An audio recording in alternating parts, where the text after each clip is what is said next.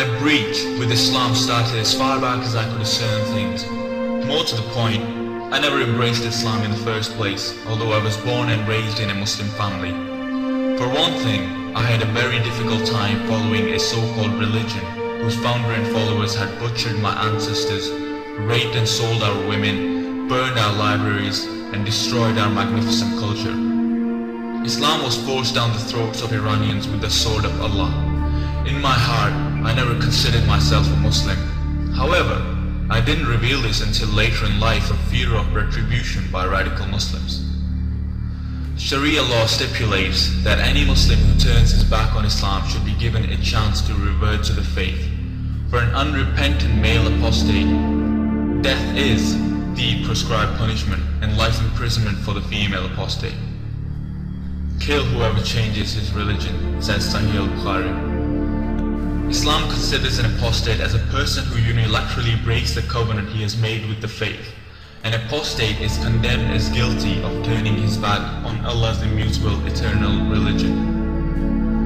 I came to the realization that the root cause of my people's degradation and suffering was Islam. It was a creed imposed on an enlightened, tolerant and free people at the point of the sword by savages hailing from the Arabian Peninsula during the 7th century, with promises of booty and women in this world and glorious eternal sensual rewards in the promised paradise of Allah in the next. With each passing day, I rejoice more and more in my good fortune, in my ability to avoid the yoke of Islamic slavery and its blinders that imprisons 1.5 billion people by walls of superstition, hatred of others, and celebration of death. Things Islamic not only did not resonate with me, they often clashed head-on with what I valued and loved. What appealed to me and even enchanted me were more often than not taboo in Islam or anathema to the creed. I loved life, beauty in all its forms, poetry, ancient Iranian culture and traditions. I loved laughter, celebrations of joy such as birthdays, our yearly festivities of Nowruz. My favorite lasts for 13 days. Nowruz, this ancient festival has been celebrated for thousands of years by my people. It ushers in the spring, welcomes renewal of life, and expresses optimism for the year ahead to bless us with good health, abundant food, family and friends in the land of a civilized and free people. I have always believed one cannot possibly be a Persian and hold to the lofty tenets of the ancient Iranian Zoroastrian triad of good thoughts, good words, good deeds, and still remain a Muslim.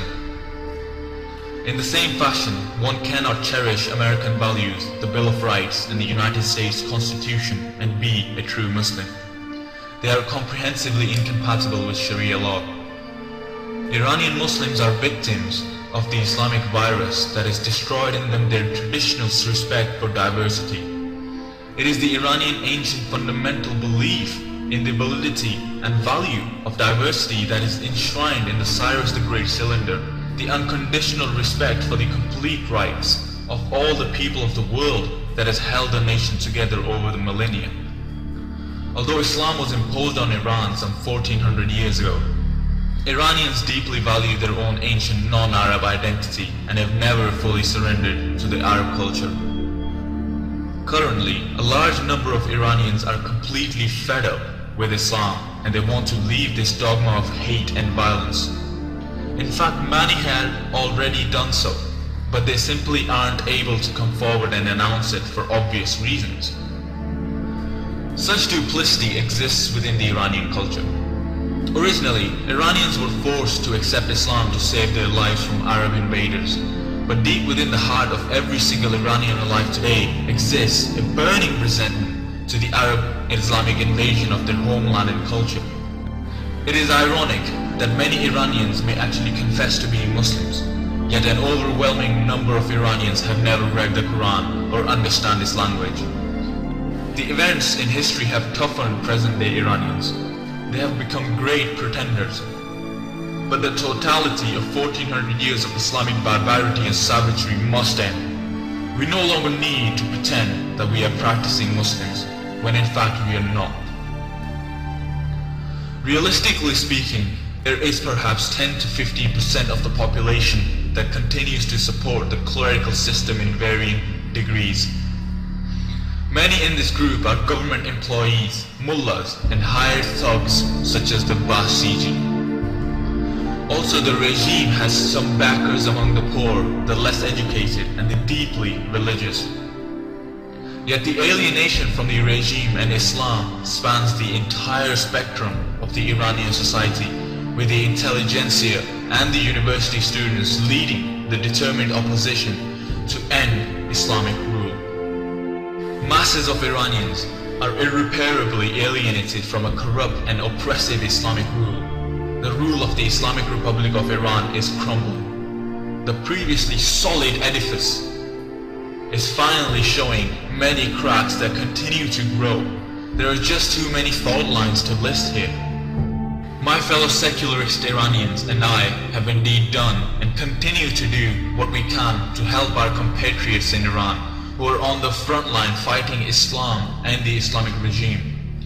The 2009 protests were just as much against the Islamic Republic as they were about Shia Islam. In fact, much of it was against Islam itself. People have experienced what a primitive and defective system of belief Islam is and aim to abandon it for good. Many will still hang on to it to some extent for some time. Yet, a great many will simply leave Islam and even actively oppose it. There are still those who foolishly claim that Muhammad was a messenger from God and the Quran is a divinely revealed book. My suggestion is that they use their intellect and read the Quran fully for themselves without the assumption that the book is the literal word of God and that Muhammad was their messenger.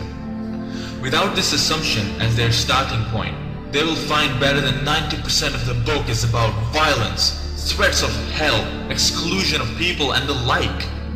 What kind of God could dictate things like that, what you find in the Quran? It took Muhammad 20 years to reveal this hodgepodge book that reads more like expressions of a delusional individual with multiple personality disorder. I bemoan the plight of my native land and the people who have suffered and continue to suffer under Islam. Without Islam, there wouldn't be any Muslims to hoist the banner of hate and violence against non-Muslims. A few claim that Islam has done some good in the past. Well, that's debatable. There are those who are equally convinced that Islam has inflicted a great deal of suffering on others from its inception to the present. What we all must agree on is that Islam and its Sharia laws, at the very least, do not fit in today's world. Islam is a creed of an ignorant people in a primitive and barbaric age.